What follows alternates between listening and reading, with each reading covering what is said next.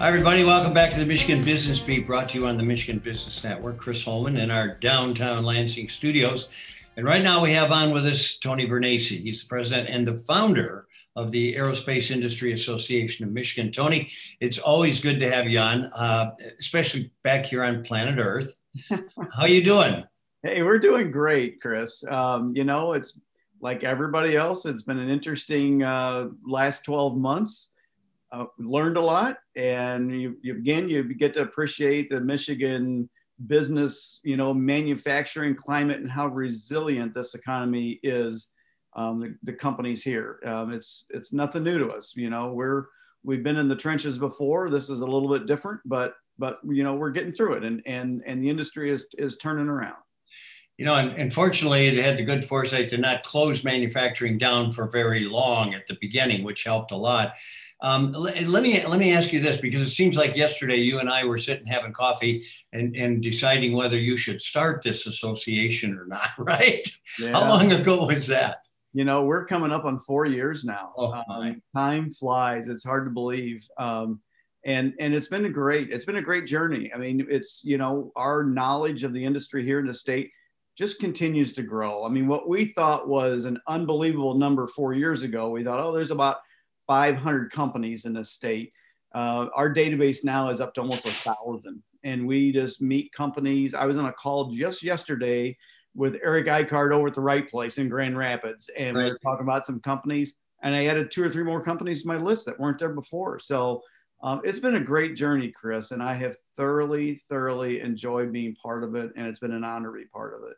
Unbelievable. Yeah, new leadership over at Right Place. It's we kind of introduced him to the audience at not too long ago, as a matter of fact. Yeah.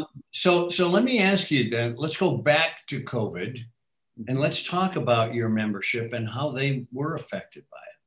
Well, it varies by company. There's no straight answer to the question, but the companies that had some defense business, fared out probably better than the ones if they were heavily weighted on the commercial side of the business, because commercial was already impacted by the Boeing 737 MAX, problems. And then it was just the perfect storm. Then comes COVID. So the commercial side of the business was hit, significantly. But, those that have had the defense business have done a lot better.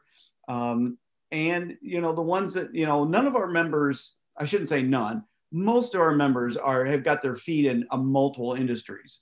So that's the good thing, is they have a diversified business portfolio. And so for them, if they had automotive business or medical device, they weathered the storm. The larger companies are probably the ones that had the most significant impact, because some of them, 30, 40, 50% of their business has gone out the window, at least temporarily.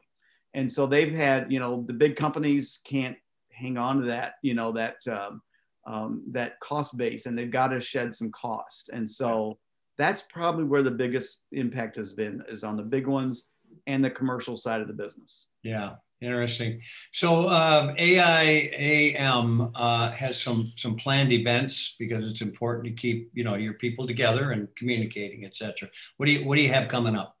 Well, yeah. So the event side, we actually grew last year, Chris. Believe it or not, through all of this, our member base, we grew about 15% last year, which was it's a compliment to your efforts, and it's a team effort. What we've all been able to do. But the event side obviously took a hit because we couldn't get together, and that's important for people. But we've got our golf outing coming up. Our annual golf outing is coming up at Timber Ridge on Monday, June 21st. And we've only sent out 2 announcements, and it's 75% full. So it will sell out again this year. So we're real excited. It just continues to get to be a better event. It's not just a day of golf. It is a full day of networking. It's open to non-members as well. So that's exciting. We have a K through 12 girls event coming up on May the 15th. We're working with First in Michigan, the FIRST robotics program. And this is going to be communicated throughout the state to all the middle school and high schools. And it's an event designed to try to help young ladies that are considering what their education and career choices might be to consider aerospace and STEM education. So we're very, very excited about that event as well. Well, you got a lot of great things coming up, and you always do, Tony. I mean, let's face it, you've worked hard at this thing. So the next coffee we have will be deciding what you want to do with your national organization. Is that correct?